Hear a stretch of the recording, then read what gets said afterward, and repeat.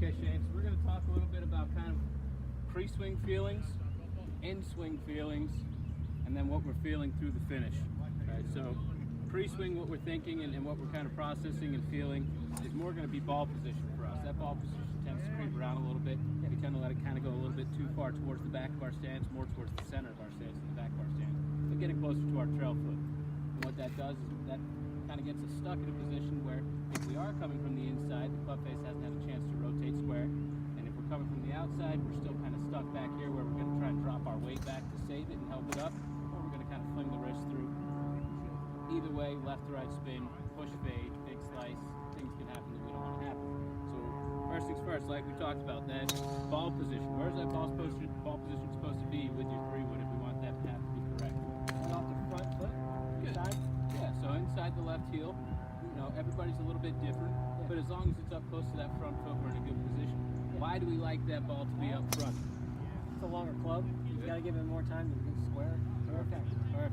And so if we move the ball up, is that going to help us promote a steeper path into the ball or a shallower path into the ball? Shallower path, right? So that's going to also give us that promotion of the in to out path. Exactly. Right? If you're coming across the body, you've got that ball way up front, it's difficult for you to get up there. It's a move that you really got to fight for to get there. You're too good of an athlete to do that. So if we get that ball where it's supposed to be, your path will be better, and then that finishing position, that nice full extension, much more solid contact through the golf ball. So when we talk about pre-swing feelings, pre-swing thoughts, really for you, that pre-swing thought is just going to be make sure my golf ball is in the right spot.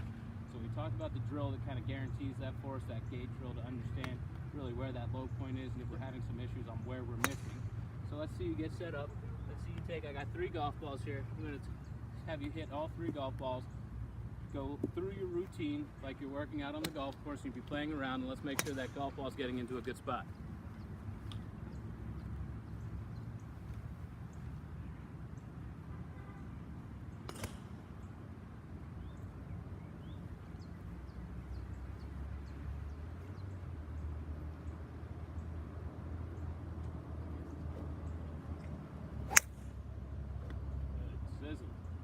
Ball position there, inside the left heel, promotion of what kind of happened. What kind of ball flight did we get? Right to left? A little bit right to left. Yeah. That path, not completely into out, but much more down the target line. Progress is happening, right? Yeah. Okay. So let's, again, ball position is up front. Make sure that when we feel that where that ball position is, we get back to that same spot when we're coming back down to impact. Okay.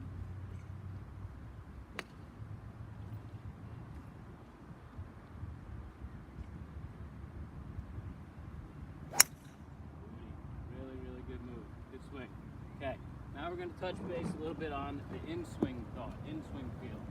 What do we think the in-swing thought is for you? For me, it's during the swing, I like feeling the hands coming down and then everything turning through impact and not stopping at a certain part of the body. Good, I love it. So say we stop at that certain part of the body, more specifically down at the golf ball, what happens? A lot of stuff can happen. Yeah. Crossed it, flip, push, top, You name it, it can happen, right? Yeah. Exactly. So I like what you said there. So we've got the feeling of the hands dropping, the lower body starting the downswing, but then even more importantly, I think as well, is focusing that the path is correct, is making sure we're keeping turning as we come inside to out. Because if we come inside to out and my chest stops, all of a sudden my arms are going to go and all the weight is going to transfer down to that club head, and a lot of things can happen. Whereas if we keep everything moving, then by the time we get to our impact position, we're in a really good full extension with everything kind of lined up together. Our angles are all back in somewhat similar to where they were when we started, and that's going to help us with the consistency we're looking for and that little draw flight that we're looking for. Yeah. So let's see a couple practice swings where we feel that motion and really slow it down from the transition of the top of the swing into the downswing, where we get those hands coming towards that right hip for me.